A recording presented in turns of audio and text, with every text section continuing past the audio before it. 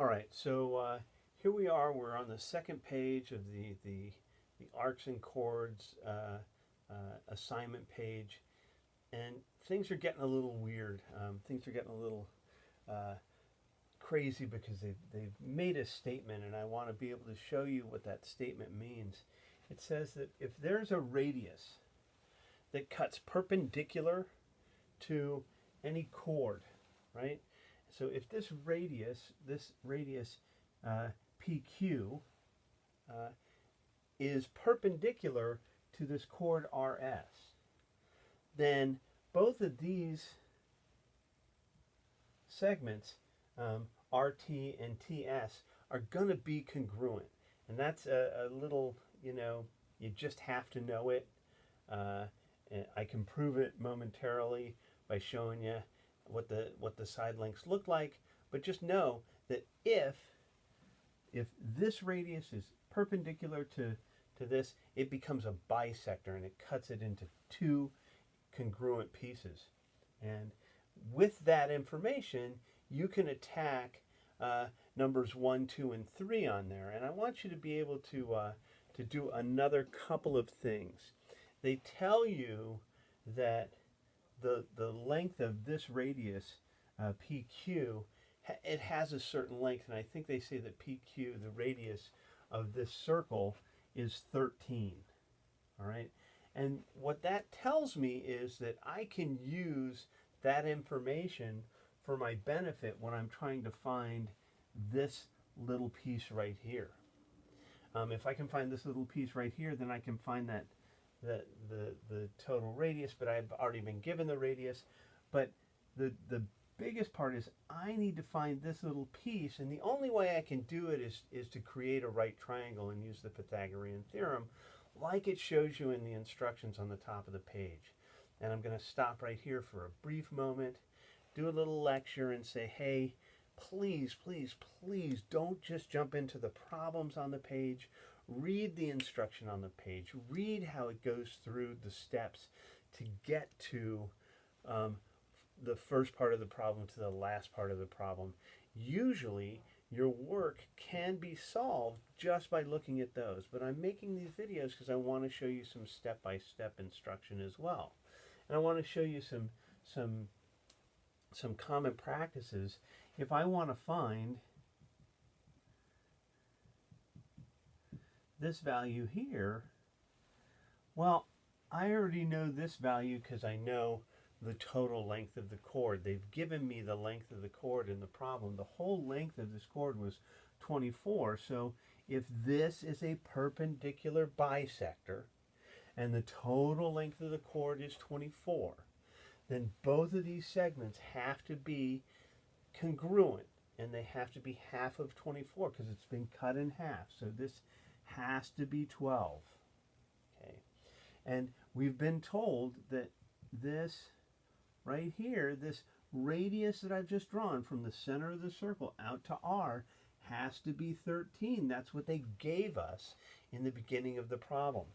So we can solve number 2, which is finding TP, real easily. RT I just solved for you, so I apologize if you wanted to do that on your own. Go find TS, I guess. But it'd be the same thing.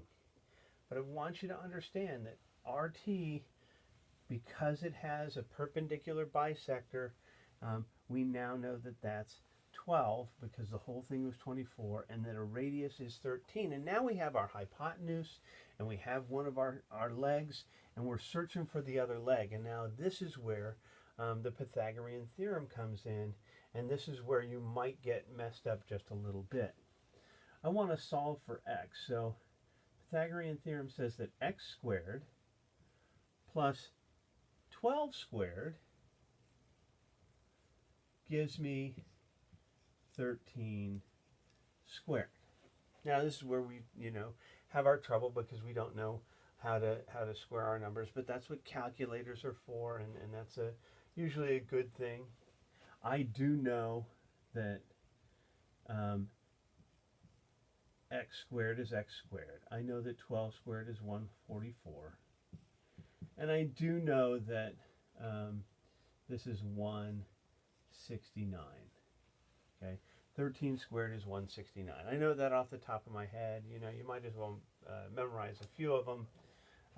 And then I'm just going to solve this as if I were solving a simple two-step equation, and that's basically what it is.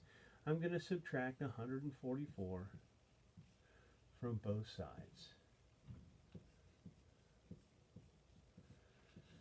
And that's 5, and that's 2, and that's nothing. So x squared gives me 25.